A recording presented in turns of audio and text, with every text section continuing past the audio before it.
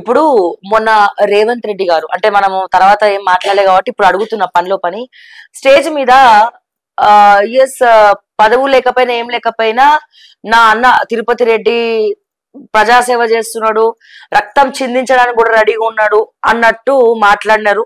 ఆ వీడియోలు మీరు కూడా చూసే ఉంటారు. సో మీరేం చెప్తారు? తిరుపతి రెడ్డి ఆయన చెప్పిందే కరెక్ట్. పదవి లేకపోయినా సేవలు చేస్తాడు, బరాబర్ చేస్తాడు. అయితే పదవులు లేకున్నా అధికారం చూపెడుతుండ్రు, భూములు గుంజుకుంటుండ్రు, జాగాలు గుంజుకుంటూ సెటిల్మెంట్లు చేస్తుండ్రు, మంది రక్తం చిందిస్తుండ్రు, లగి చెల్లెల చిందించిండు. ఇప్పుడు మనం పోయిన రంగారెడ్డిలో చిందిస్తుండు. కాబట్టి మంది రక్తం చూస్తుండ్రు. తప్పేమున్నది, వాళ్ళ వాళ్ళ వాళ్ళ పనాలు చేస్తుండ్రు. ఇవాళ ఆయన గ్రేట్ అనుకుంటుండ్రు. యాక్చువల్గా ఏంటంటే రేవంత్ రెడ్డికి సబ్జెక్ట్ లేదు, నాలెడ్జ్ లేదు. ఇప్పుడు మా చిత్రగుప్త ఛానల్ ఇద్దరు సబ్జెక్ట్ ఉన్న వాళ్ళు మాట్లాడుకుంటే నా ఉలగా లెక్క చూడాలి. అదే ఇవాళకి ముఖ్యమంత్రి అనేటోడు పొద్దుగా లేచి 4 గంటలు లేచి అన్ని పేపర్లు చదవాలి. ఆయన ఒక్క పేపర్ కూడా చదవడు. ఇవాళకి రీల్సే చూస్తాడు. రీల్స్ లో ఏదైనా వస్తే దాన్ని పట్టుకుని స్టేట్మెంట్ ఇస్తాడు. యూట్యూబ్ ఛానళ్ల పైనే ఆధారమైనది. కాబట్టి ఆయన సబ్జెక్ట్ అని నాలెడ్జ్ లేదు. ఆయనకు ఆయన తమ్ముళ్ళే ఆయనకు ఐఏఎస్ ఆఫీసర్లు. ఆయన బ్రాండ్ ఏడున్నది చెప్పు. ఆయన అదే చీఫ్ సెక్రటరీ, అవును, అదే సివి ఆనంద్. సివి ఆనంద్ ఒక 2 నిమిషాలు సివి ఆనంద్ గారి గురించి చెప్తా. సివి ఆనంద్ అనేటోనికి, రంగనాథ్ అనేటోనికి జీవితకాలం ఏ పోస్ట్ ఇవ్వద్దు. ఇద్దరిని బ్లాక్ లిస్ట్ లో పెట్టాలి. ఎందుకు చెప్తాను కాదు, 50 ఏళ్ళనే ఆయేషా మీరాను కూడా తీయచ్చు. ఆయేషా మీరాను బ్రూటల్ గా రేప్ చేసి మర్డర్ చేసారు. మీరు అసలు నిందితులను కాకుండా నేను చెప్పాలి, హైకోర్టు చెప్పింది. ఒక అమాయకుడైన దళితుల్ని తీసుకుపోయి, సత్యంబాబుని తీసుకుపోయి 7 సంవత్సరాలు జైల్లో పెట్టింది మీరు. అంటే ఆ రోజుకెళ్ళి ఈ రోజు వరకు అమాయకులను హింసించుడే వీళ్ళ పని. ఇంకా కేసు నడుస్తుంది, ఇంకా నడుస్తుంది. వీళ్ళకు అసలు ఫోకల్ పోస్ట్ ఎట్లిస్తారు? హైడ్రా మందిని కూలగొట్టడానికి అమాయకులను జైలు, గొర్రెల స్కామ్ చేసిండి ఏది ఏసీబీ డైరెక్టర్ కి ఇచ్చిండు. మనం మాట్లాడుకుంటే ఎవరు మాట్లాడరు శ్రావ్య గారు, మనం మాట్లాడుకుంటే ఎవరు మాట్లాడరు. గొర్రెల స్కామ్ డీల్ చేసిండు. ఎవరు లేచిండు జైల్లో? ఎస్సీలను ఎస్టీలను వేసిండు. మరి లక్ష్మారెడ్డి గారిని ఎందుకు వేయలేను? 3,50,000 యూనిట్లు సప్లై చేసినట్టు గొర్రెల స్కామ్ లో ఉన్న లక్ష్మారెడ్డి నువ్వు వేయలే. నువ్వు ఏం సిన్సియర్ డ్యూటీ చేసినావు? నేను పోస్టింగ్ ఇచ్చిండ్రు.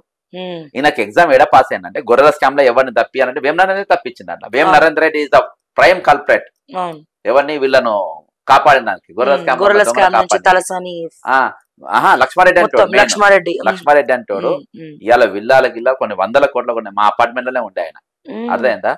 అసొంటి ఉంది కదా, సెటిల్మెంట్ చేసుకుని వదిలేసింది. ఈ రోజు వరకు అందులో ఉన్న ఎండీని ఇయాల్టి వరకు ఎందుకు అరెస్ట్ చేయలేదు సివి ఆనంద్? ఇవాళ కూడా మొత్తం ఆన్ ఫోనే. వేమ నరేంద్ర రెడ్డి ఫోన్ కాదు. ఇగో కార్య ఆరంభం కంటే కార్య అంతం ఇంపార్టెంట్. జీవితము ముగిసిపోయే ముందు, సర్వీస్ ముగిసే ముందు మన లైఫ్ ఎట్లుందో అనేది చాలా ఇంపార్టెంట్. అది ఇవాళ రిటైర్మెంట్ వయసుకి వచ్చినావు, రిటైర్మెంట్ కు దగ్గరలో ఉన్నావు. ఇవాళ కూడా సివి ఆనంద్ అంటే ఏం డ్యూటీ చేస్తుండో?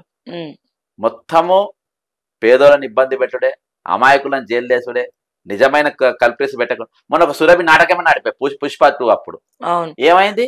రెడ్ కార్పెట్ వేసి వదిలేసిండ్రు. ఏం చేసినావు నువ్వు? ఏం చేసినావు అర్జున్? ఏమైంది నీతోని? 10 రోజుల తర్వాత 10,000 సీసీ కెమెరాలు తీసుకొని వచ్చినావు నువ్వు. తీసుకొచ్చి నువ్వు మాట్లాడినావు. ఏం చేయగలిగినావు నువ్వు? వివిఐపి కల్చర్ కు సపోర్ట్ చేసేటువంటి వ్యక్తులు వీళ్ళంతా. సగం బ్యూరోక్రాట్స్ వల్లనే మొత్తం డ్యామేజ్ అవుతుంది తెలంగాణలో. అంటే ఏ గవర్నమెంట్ వస్తే ఏ రాజకీయ నాయకుల కన్నా most dangerous. There is no difference between IAS officer and home guard. Telangana ఏర్పడ్డాక there is no difference between attender and IAS officer. ఒక పొంగిలేటి శ్రీనివాస్ రెడ్డి అంటాడు, మెజిస్ట్రేట్ క్లాస్ 1 మెజిస్ట్రేట్ ఆఫీసర్ ను మహిళను పట్టుకొని బాజాప్తా నాన్ సెన్స్ అంటారు, యూజ్లెస్ అంటాడు. ఆమెనంటే యూజ్లెస్ ఫెలో అంటాడు. ఎస్పీ ఎక్కడ అన్నాడు? ఒక ఐఏఎస్ ఆఫీసర్ స్పందించలే. ఈమె లేస్తుంది ఒంటికాల మీద, భరతనాట్యం ఎగిరినట్టు ఎగురుతుంది. ఆమె పేరు స్మితా సబర్వాల్. ఒక ట్వీట్ పెట్టలే ఆమె. పైగా దురదృష్టం ఏంటంటే ఆమె పమెల గారు కూడా ఆమె పెట్టిన పోస్ట్ మళ్ళీ ఆమె డిలీట్ చేసుకుంది. అంటే ఎంత ప్రెషర్ పెట్టుంటారు? ఏమున్నా నీకు మహా అంటే ట్రాన్స్ఫర్. ఒక రేచల్ నేను వికసించగలుగుతా, అవసరమైతే వికసించగలుగుతాను, లేకపోతే సమయంలో ట్వీట్ చేసి పెట్టింది. ఇప్పుడు ఒక రేచల్ చటర్జీ, ఒక Shalini Mishra, the most powerful, Lakshmipala Sarathi, Subbarao, the most powerful IAS officers. Where are you? నువ్వెక్కడున్నావు? మహా అంటే నేను చెప్తున్నా పోలీస్ ఆఫీసర్స్ కానీ ఎవరికైనా సరే. ఈ రోజు నాకు బాధ ఏందనంటే మీరు మహా అంటే ట్రాన్స్ఫర్ చేస్తారు ఈ ఊరికెళ్ళి ఇంకో ఏమైతుంది? శాలరీ అయితే సేమ్ అంతే. శాలరీ అంటే వస్తుంది. మీకు శాలరీ వద్దు, లంచాలు కావాలంటే అడుగులు మడుగుకొస్తుంటాయి. ఏమైతుంది చెప్పండి? ఇవాళ నేను చెప్తున్నా కదా, కేవలం 18 నెలలు మాత్రమే ఆయన సర్వీస్ మొత్తం 36 సంవత్సరాల సర్వీస్ లా ఇవాళ రేపు retirement. Only 18 months focal post లో ఉండే. వరంగల్ ఎస్పీగా 6 నెలలు, మహబూబ్ నగర్ ఎస్పీగా 6 నెలలు, హైదరాబాద్ సిపిగా 6 నెలలు, మొత్తం 18 నెలలు.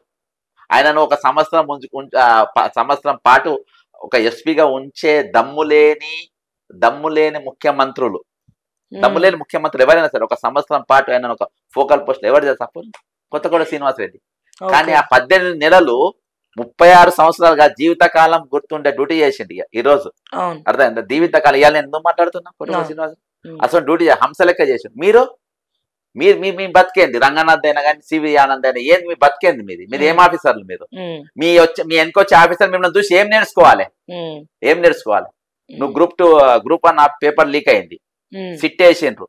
ఏఆర్ శ్రీనివాస్ అంటే జైలు శిక్ష పడ్డానికి తీసుకొచ్చి దాన్ని సిట్ చైర్మన్ గా పెట్టినాం. మళ్ళీ ఇప్పుడు బిజినెస్ డైరెక్టర్ గా ఇచ్చింది ఏఆర్ శ్రీనివాస్ అనేటువంటి. అర్థమైందా? ఇవాళ రేవంత్ రెడ్డికి ఎవరు కావాలంటే, నా మీద 83 కేసులు ఉన్నాయి, నేను దొంగను, నేను లంగను, నా కింద ఉన్న ఆఫీసర్లు కూడా నాకు దొంగలే కావాలి, మంచోళ్ళు అయితే నా మాటినారు, 420 గాన్లు కావాలి, లంగగాన్లు కావాలి, లుచ్చగాన్లు కావాలి, లంగ కాంట్రాక్టర్లు కావాలి, మేఘగాన్ అసొంటి లుచ్చానా కొడుకులు అసొంటి నాకు కావాలి. కాబట్టి సర్చింగ్ ఏసీసీ కూడా పందా మార్చుకుంది. ఒకప్పుడు మాకు ఇప్పుడు జైళ్ళలో పోయేటోళ్ళు దొరుకుతారు. మహాత్మా గాంధీ ఉండే, మహాత్మా గాంధీ స్వతంత్రం కోసం జైలుకు పోయిండు, మా నెహ్రూ జైలుకు స్వతంత్రం కోసం పోయిండు, సుభాష్ చంద్రబోస్ దీని కోసం పోయిండు, భగత్ సింగ్ గారు ఉరేసుకున్నారు. ఇప్పుడు మాకు చెప్పుకొని జైల్లో పోయినట్టు దొంగనైనా పర్వాలేదు, జైలుకు పోయిన వాళ్ళని దాలని పిక్ పాకెటర్లను, ఓటుకు నోట్లో ఉన్నోళ్లను వాళ్ళని తీసుకొచ్చుకొని మొత్తానికి ఆ జైలు పరంపరను కొనసాగించే దిశగా ఇటువంటి దొంగలను కూడా ముఖ్యమంత్రి చేసుకునే పరిస్థితికి ఈరోజు దిగజారింది కాంగ్రెస్ పార్టీ.